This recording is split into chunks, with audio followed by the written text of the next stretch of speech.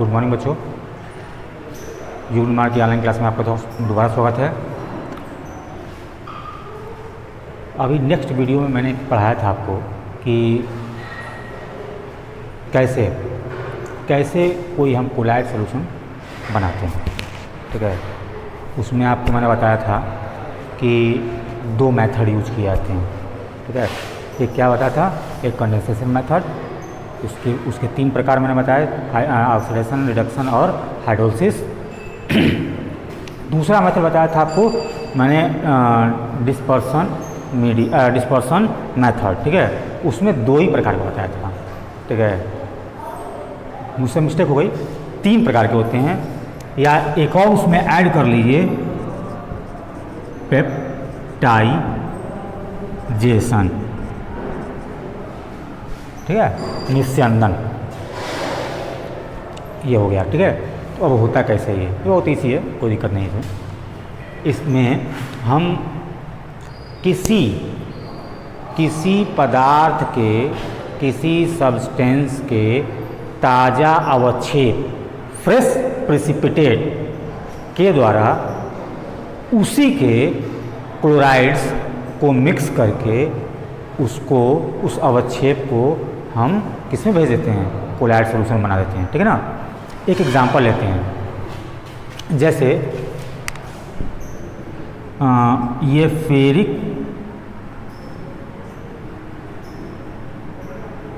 Chloride का कोई ताज़ा अवक्षेप है, ठीक है।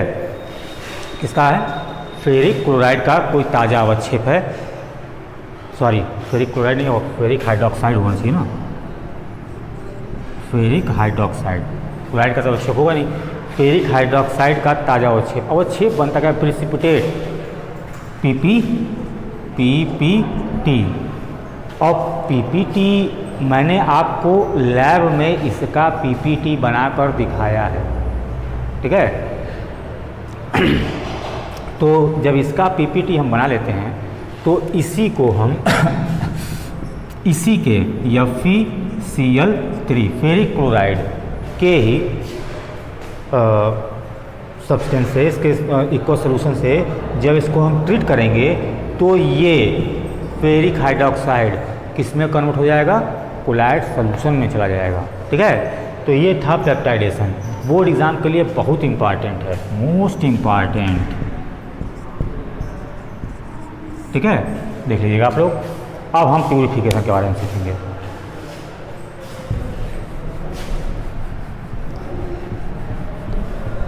क्योंकि हमने कोलाइड तो बना लिया, अब उसका प्यूरिफिकेशन देखा जाए कि क्योंकि प्योर नहीं है वो, मतलब कंप्लीटली शुद्ध नहीं है, ठीक है ना। तो क्या हो जाएगा, प्यूरिफिकेशन, ठीक है। प्यूरिफिकेशन के डिफरेंट मेथड्स हैं, जैसे डायलिसिस और इलेक्ट्रोडायलिसिस, अल्ट्राफिल्ट्रेशन, ऐसे प्रोसेस हैं। हम उसको सीक्वेंस से एक स्टेप बाय स्टेप उसकी स्टडी करेंगे, ठीक है। और पहले आते हैं डायलिसिस के बारे में। प्यूरिफिकेशन का पहला मेथड डायलिसिस।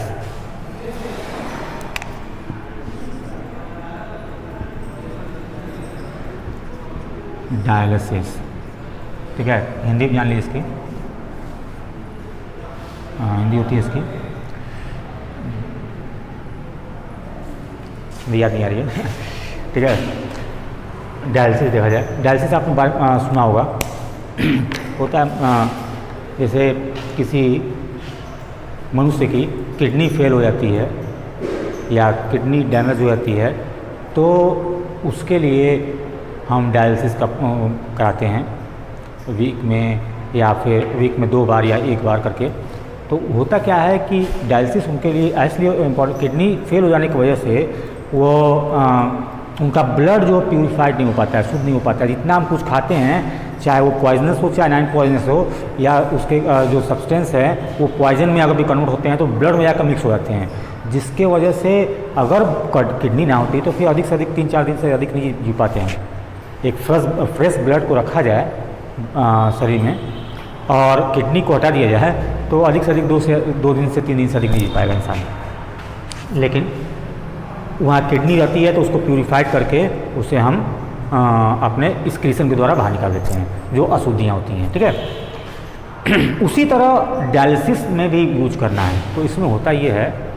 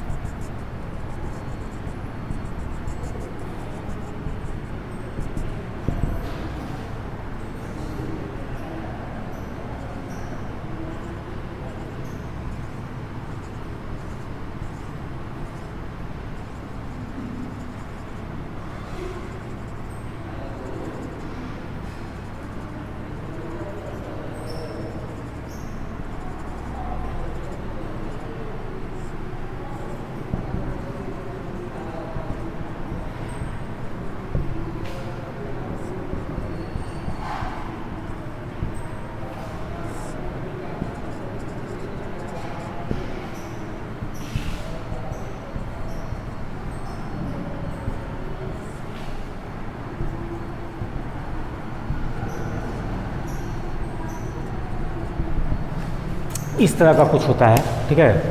तो क्या इसे देखा जाता है कि एक कंटेनर लिया जाता है, उसमें एक होल्डर के थ्रू एक डायलाइज़र बैग को बांध दिया जाता है। इस डायलाइज़र बैग की प्रॉपर्टी ये होती है कि यह कोलाइड सॉल्यूशन को पास आउट नहीं होने देता है। क्या हुआ कि वो कोलाइड सॉल्यूशन को पास आउट नहीं होने देता है, केवल उसमें उपस्थित अशुद्धियों को होने देता है। तो मैंने देखिए इसमें दो तरह का दिखाया है, एक केवल एक स्फीयर के रूप में दिखाया है और ये कि ब्लैक डॉट के रूप में दिखाया है, ठीक है। तो जो ब्लैक डॉट है वो इम्प्यूरिटीज़ है,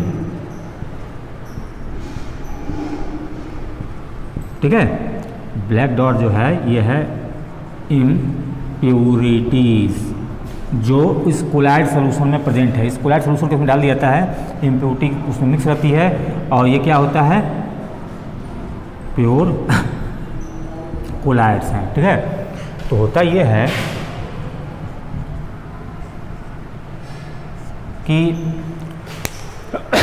जब रनिंग वाटर में इस डायलाइज़र बैग को हम डालते हैं तो क्या होता है कि ये इम्प्यूरिटीज़ इस डायलाइज़र बैग के थ्रू इस रनिंग वाटर में आती है और बह के बाहर निकल जाती है, ठीक है। रनिंग वाटर्स के में बह के बाहर निकल जाती है। अब क्या होता है कि इसमें जो बचा सब्सटेंस होता है वो प्योर कोलाइड होता है, लेकिन इस प्रोसेस में बहुत ज़्यादा समय लगता है, इसलिए इसका प्रयोग बहुत ही कम किया जाता है। क्योंकि ज़्यादा समय लगने की वजह से इसकी जगह पर हम क्या यूज करते हैं, इसका जो दूसरा प्रोसेस है, क्या प्रोसेस है, इलेक्ट्रोडायलिसिस, उसका प्रयोग करते हैं। उसको हम नेक्स्ट स्टेज किया जाएगा। हाँ तो बच्चों क्या हुआ कि ये इस प्यूरिफाइड हो गया, ठीक है ना, लेकिन समय की वजह से इसको हम दूसरा मेथड यूज करते हैं। कौन सा, इलेक्ट्रोडायलिसिस। तो उसको हम नेक्स्ट वीडियो में समझेंगे, जो 2 प्रोसेस और हैं उसको नेक्स्ट वीडियो में समझेंगे। आज के लिए बस इतना ही, थैंक यू।